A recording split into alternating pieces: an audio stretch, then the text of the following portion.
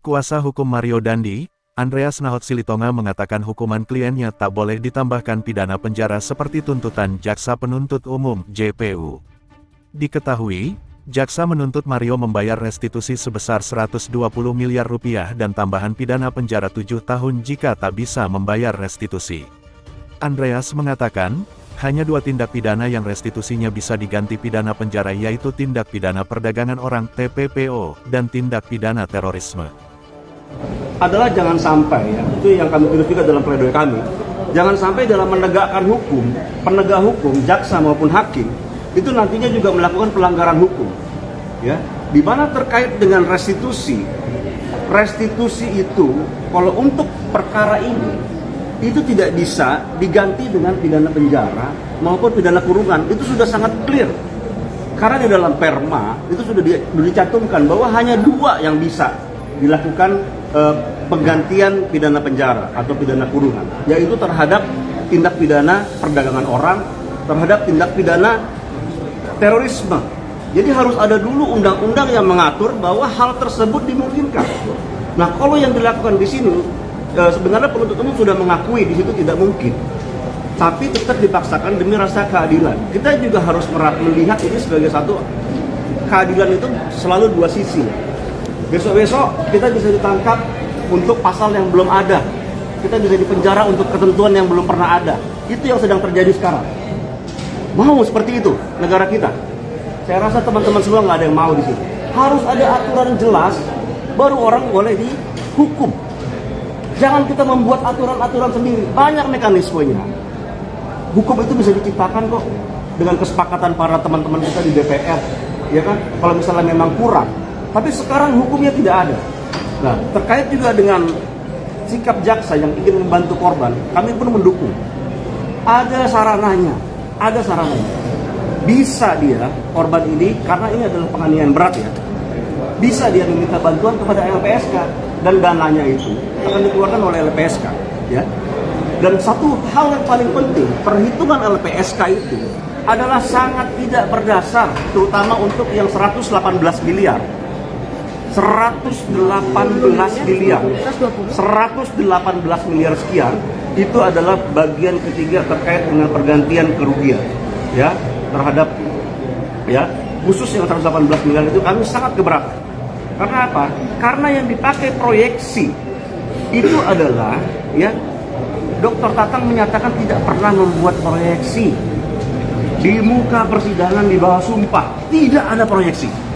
Yang dihitung oleh Mayapada pada surat tanggal 18 April itu adalah biaya yang sudah dikeluarkan selama 3 bulan. Dipersempit di sebulannya berarti berapa? Itu perhitungannya adalah, ya, biaya visit Dr. Tatang 50 juta, udah ada angkanya, ada 3 dokter. Biaya sewa bed elektrik, biaya sewa perawat, ya, selama 1 bulan yang sudah terlewati. Lalu langsung dikalikan dengan 54 tahun. Itu bagaimana ceritanya gitu loh. Maksudnya kita harus fair lah. Kalaupun ada proyeksi ke depan, jelas dulu berapa kali sih dokter yang diperlukan, apa sih pengobatan yang harus dibayarkan, apa sih terapi yang harus dilakukan. Kalau itu mungkin kita bicaranya beda. Terus ini juga pengalinya langsung 54 tahun. Bagaimana kalau misalnya terdakwa ini atau korban ini menjadi sembuh? Dan biaya restitusi sudah dibayar, terus mau diapain?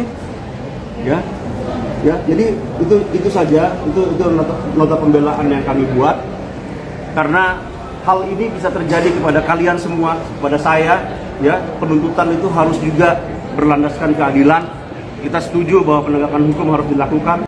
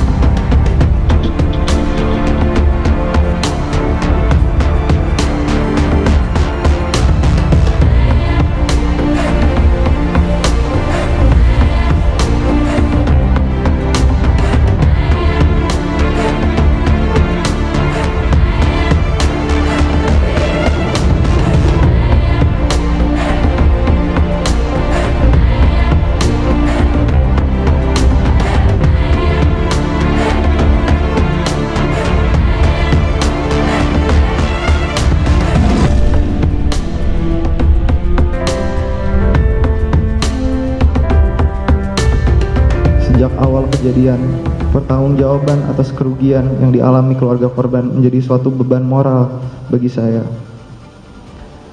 Dengan jumlah restitusi yang sangat besar tersebut, maka dengan itikat baik, saya bersedia membayar restitusi sesuai dengan kemampuan dan kondisi saya. Yang mana saat ini saya sedang menjalani hukuman pidana, belum mempunyai penghasilan, dan tidak memiliki harta apapun. Saya memohon kepada Majelis Hakim yang mulia agar dapat mempertimbangkan hal ini sesuai dengan kondisi saya dan hukum yang berlaku.